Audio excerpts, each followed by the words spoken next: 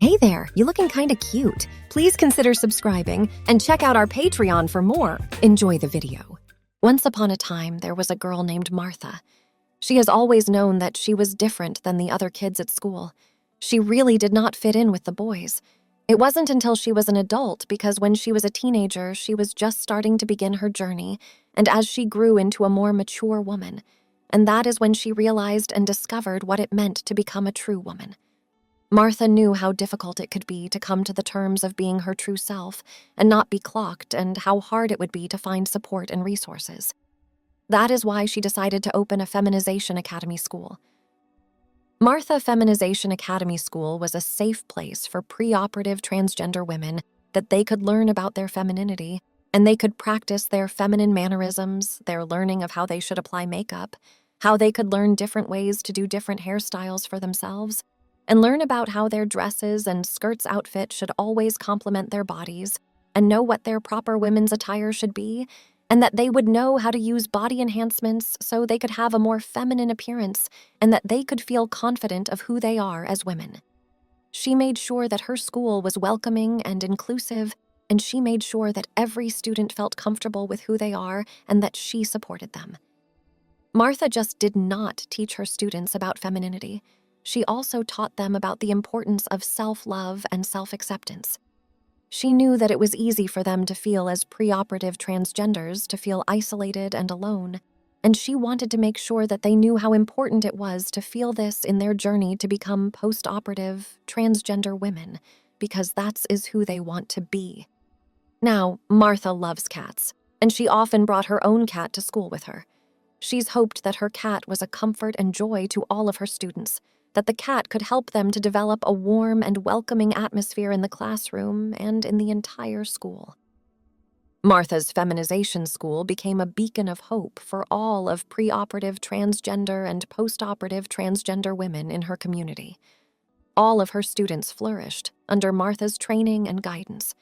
She helped them achieve their goal in life, to become successful women that they want to be and who they always have been, and that's all Martha wanted to accomplish. And that's always had been her intentions and goals. It was such an amazing feeling knowing that she was able to bring out their true identities that they always have been. Can you help them out to become more confident and successful women? Then they felt like they were unsure about who they are, and they discovered the inspirations and confidences that they all had inside of them. And they felt more emboldened when they left her school, knowing that they were ready to take on the whole world, and they didn't worry about being clocked ever again or misgendered by anyone.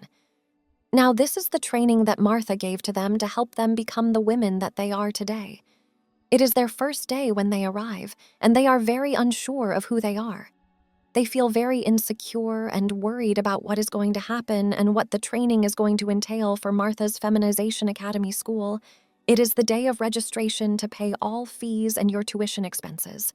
And this will pay for a room that you will share with one roommate, and each of you will help each other every day. This is a requirement. You must help each other. This is not a condition that you can be excluded from this. Now, for the ground rules of the Feminization Academy School are as followed. 1. All students are required to sign all documents. Any document must be signed and notarized by the notary on the campus today. Any documents that aren't signed and notarized, those students will be asked to leave the campus, and they will not have an opportunity to come back and try to register again. So it's very important that you sign all documents and get them all notarized before turning them in. 2. All students will obey staff teachers, and anyone else who comes on this campus, you will be respectful, and you will be prim and proper as a lady. Violation of this rule will cause a punishment for you. We will discuss punishment at that time. You will not know about it until that time. 3. All students will remain on campus unless they have permission to leave. Permission must be asked for 24 hours in advance unless there is an emergency. Anyone violating this policy will be asked to leave the campus. Now, from 7 a.m. to 7 p.m., you will be allowed out of your dorm room, but from 7 p.m. till 7 a.m. If you are caught out of your room, you will be punished for that the first time offense, and if happens a second time, then you will be here. So I suggest you obey this rule. 4. There will be security on duty 24 hours a day. They will report for any violations that happen. Your safety is secured here. No one was allowed on this campus without further notification, no exceptions. 5. This campus will always be a clean campus. That means your dorm and all areas outside of your dorm room will be clean all the time. You will have the responsibility to take care of your dormitory. You and your roommate will be responsible for buying all of your own cleaning supplies. There will be inspected daily done. Violation of this rule will be corrected punishments for each time it happens. This will not cost you your residency as a student. This is not considered a major violation. 6. You are responsible for your food, so if you need to go grocery shopping, you need to make sure you ask in advance to go shopping in 24 hours. It's strongly recommended that you do this with your roommate. But you also can go shopping by yourself if that is something you prefer. And it is okay to share your food with other students that are on campus. But sharing is not a must. 7. At this campus, there is no Thanksgiving, Christmas, New Year's, or any other holiday break. You will be here on campus 24 hours a day unless you have permission to leave campus. Remember, you must ask in advance to leave this campus. There are no visitors allowed to come, no family, no friends. A violation of this will be dealt with for the first offense. And with a second offense, you will be asked to leave the campus. 8. Every pupil must put forth their best effort in their classes and absorb all the necessary knowledge from their instructors. Failing to meet all the requirements set by your teachers after the first year will result in not being accepted for a second year, which is mandatory if you intend to undergo gender confirmation surgery, also referred to as SRS. Once you have successfully completed your courses to the satisfaction of your teachers, you will be re-enrolled for the second year.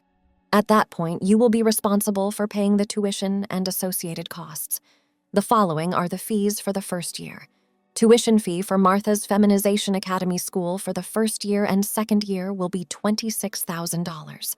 This will cover your expenses for your latex female equipment to help enhance your feminine body. The costs will also cover your corsets. Your corset will be worn every single day. You will be measured for it, and you will be wearing one at night. It is called a night corset. This is why you have a roommate. They will help you lace it up every day and every night. The only time you are allowed to take off this corset is if you are taking a shower or a bath moment. If for some reason your roommate doesn't want to lace you in your corset, you are to notify me immediately and they will be dealt with. You are responsible for covering the next expense yourself.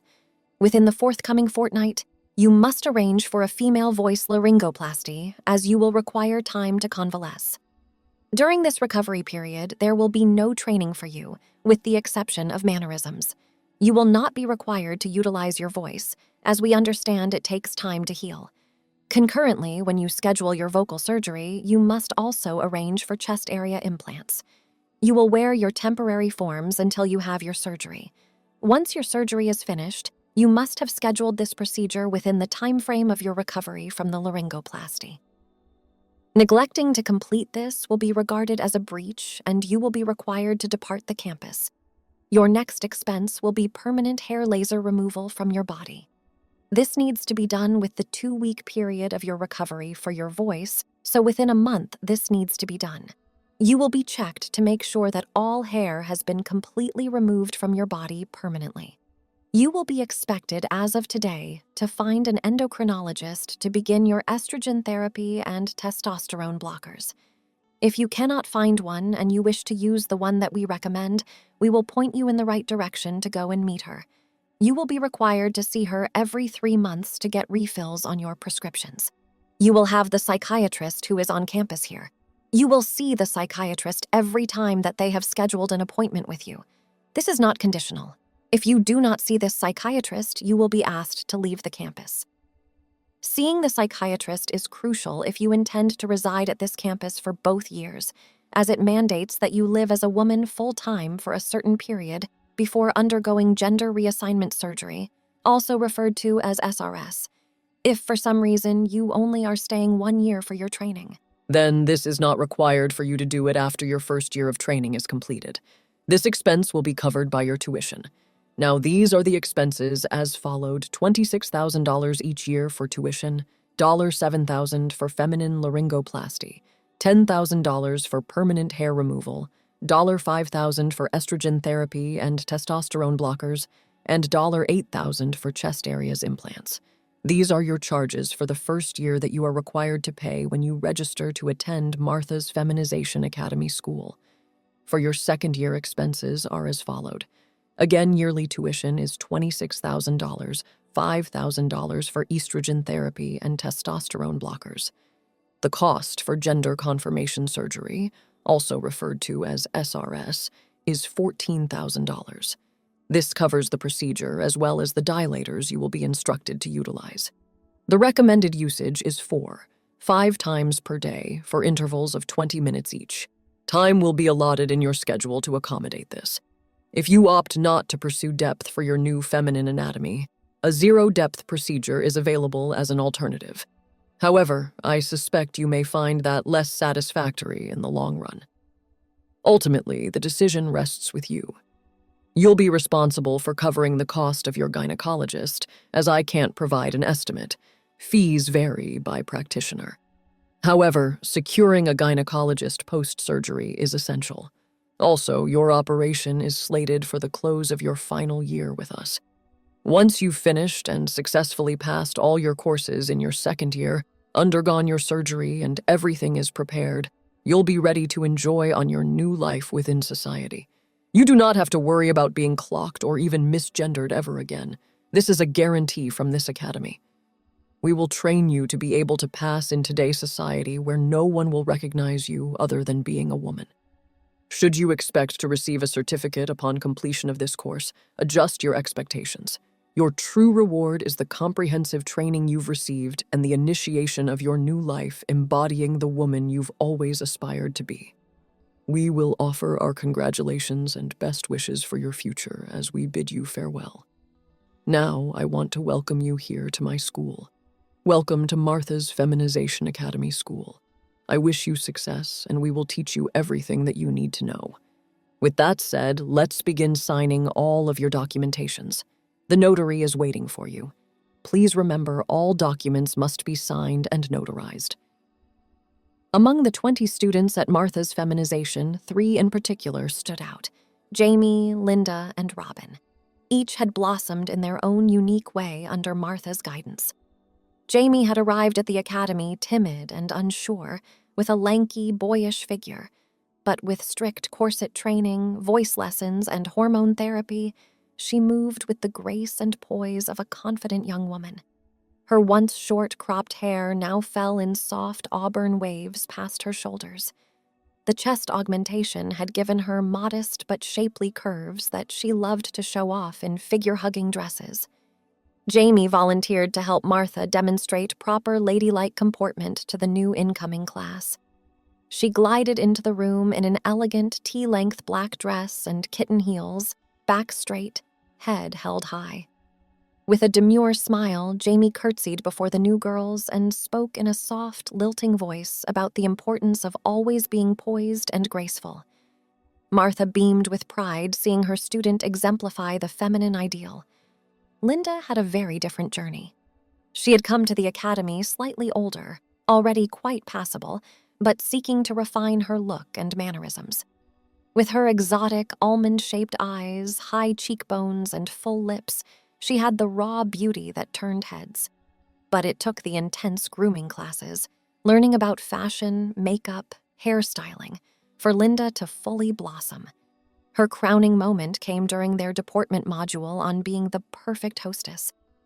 Asked to organize a formal tea party, Linda had donned an exquisite silk cheongsam in vibrant emerald with a delicate floral pattern. Her jet-black hair was swept up in a sleek French twist, adorned with an antique jade comb. She applied the serving and social etiquette skills they had practiced to create an utterly charming affair complete with fine china, finger sandwiches, and scintillating conversation. The other girls and teachers were in awe of Linda's flawless presentation. And then there was Robin, who had the most astonishing transformation of all. She had arrived at the academy standing at an imposing 6'2", with a heavy brow, pronounced Adam's apple, and a muscular build from years of wrestling. Many doubted Robin could ever appear convincingly feminine, but what she lacked in natural delicacy, Robin made up for in fierce determination. No one worked harder than Robin. She spent countless extra hours practicing her walk and voice, taking stretch classes to improve flexibility, and undergoing painful electrolysis treatments to remove every hint of stubble. Bit by bit, her hard edges softened. The hormones and corset sculpted her waist. Diligent skincare, makeup skills, and a new honey blonde pixie cut feminized her face. As the first year at Martha's Feminization Academy progressed, Jamie, Linda, and Robin each navigated their unique challenges and triumphs on the path to embodying their true feminine selves. For Jamie, the physical transformation was the most remarkable. The once awkward, slouching figure became a vision of graceful femininity. Each morning, she would cinch her waist into the strict leather corset, feeling the rigid boning press against her ribs and the flesh of her growing chest pushed up tantalizing above the top edge. Over time, the constriction molded her torso into a permanent hourglass, even when the corset was removed. "Breathe from your upper chest, dear," Madame Claudette, the deportment instructor, would remind her. "Small, delicate breaths, like a proper lady." Jamie practiced this along with gliding across the room with a book balanced on her head, the picture of poise. Her steps became lighter, hips swaying with a gentle rhythm. She learned to sit with ankles crossed demurely, to flutter her lashes and cover her mouth when giggling. The behaviors that had once seemed so foreign were becoming second nature. Her voice lessons were a revelation. The vocal surgery had raised her pitch, but it took diligent practice to maintain the breathy, melodious tones of a cultured woman. Jamie spent hours reciting poetry and singing scales, training her voice to stay in the upper feminine register. When she overheard someone refer to her voice as sweetly intoxicating like audible honey, her heart swelled with pride. Linda, ever the artist, threw herself into the study of feminine aesthetics. She pored over fashion magazines, learning to discern the lines, colors, and textures that best suited her body. Her natural grace took to the catwalk strut in high heels like a swan to water.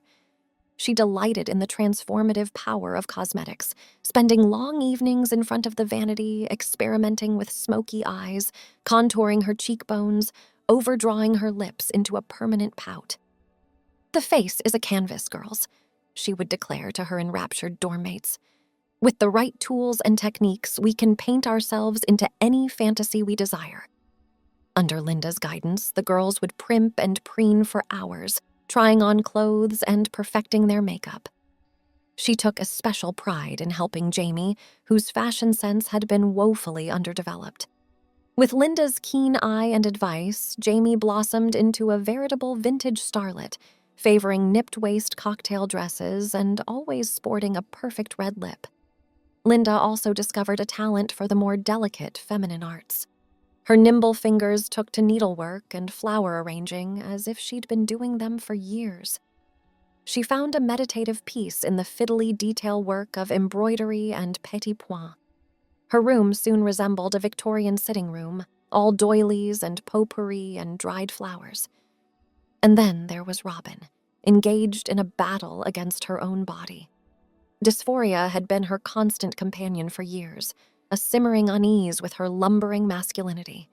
She attacked her feminization like a full-contact sport, pushing her body past all previous limits. At the bar in ballet class, Robin forced her bulky legs to bend and stretch into impossible positions. She ignored the burning pain, the threats of cramps, focusing only on lengthening her lines. In time, hard-won flexibility replaced muscle bulk. Her calves elongated, thighs slimmed, and she earned the grudging respect of her classmates. The corset was a particular trial. While the other girls had a few inches to nip in, Robin had to compress a barrel chest and beer gut. Each cinching was a Herculean effort, leaving her breathless and seeing spots. But she relished the pain, knowing each constricted gasp brought her closer to the dainty silhouette of her dreams. "Beauty is suffering," she would grunt through gritted teeth as her partner yanked the laces tighter. No amount of padding could give Robin the buxom chest she longed for, so she focused on accentuating her other assets. She was religious about her squats and lunges, molding her body into a perfectly peachy heart shape. Her crowning glory was her hair. The hormones had worked wonders, softening her facial features and spurring the growth of silky blonde tresses. Robin spent hours brushing and arranging her locks into fetching styles. Bouncy curls, sleek updos, long braids that invited a lover's touch. She slept in pin curls and satin wraps, determined to wake up feminine. As the months passed, the changes in the three friends became more pronounced, their transformations taking firmer root. Jamie's wardrobe slowly replaced sensible slacks with skirts and dresses, her drawers filled with delicate lingerie and frilly underthings. She took to wearing a dash of perfume even to bed, surrounding herself in a cloud of white shoulders. Linda's vanity overflowed with cosmetics and beauty products, a perfumed altar to the religion of womanhood. She instituted strict skincare regimens for herself and her friends, preaching the gospel of regular facials and nightly cold cream. Her own complexion took on a pearlescent glow, soft and dewy as a spring morning. And Robin, dear, determined Robin, chipped away at her masculine shell day by day. Her voice lost its baritone gravel, rising to a honeyed contralto.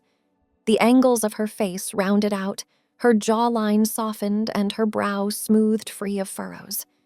She discovered the power of a feline eye and deep red lips to transform her face into a seductive mask. The physical changes were only the beginning. Under Martha's watchful eye and rigorous instruction, the girls internalized the multifaceted arts of womanhood.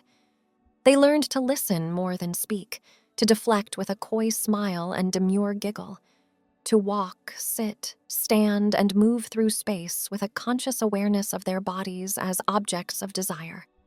Deportment classes drilled the habits of ladylike behavior into muscle memory. They practiced ascending and descending stairs in heels and pencil skirts, keeping knees and ankles together.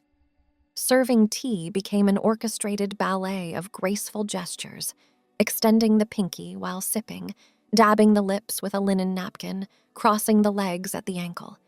Each movement was calculated for maximum femininity. "Remember, girls," Martha would intone, "there are no wasted gestures. Every breath, every blink, every tilt of the head should beguile and entrance.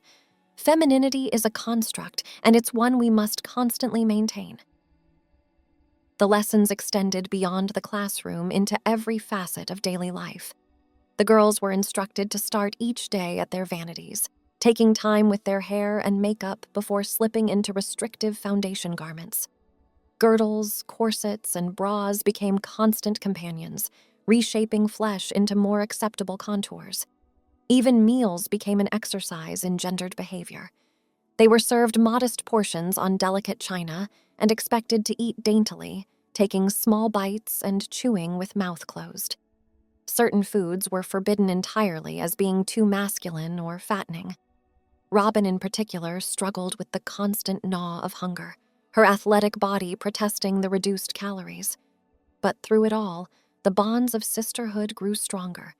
The girls became each other's support system, offering encouragement and commiseration in equal measure.